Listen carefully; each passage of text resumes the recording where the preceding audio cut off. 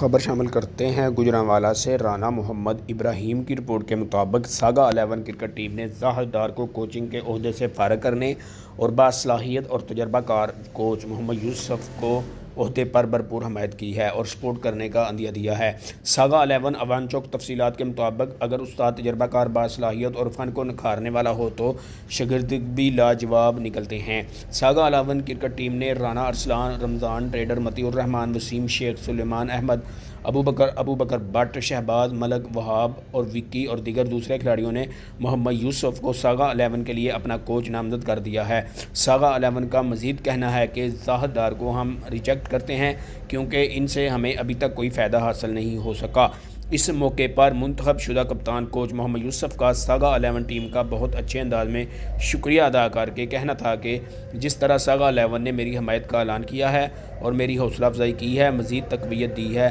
میں ان کو کبھی مایوس نہیں کروں گا اور انشاءاللہ وہ وقت دور نہیں جب ساگا 11 کرکٹ ٹیم کا پوری دنیا میں چرچا ہوگا اور اسی میں کچھ کھلاڑی پاکستانی کرکٹ ٹیم کی نمائندگی بھی کریں گے۔ کیمرہ مین علی بٹ کے ساتھ رانا محمد ابراہیم، نیوز 4 گوجرانوالہ۔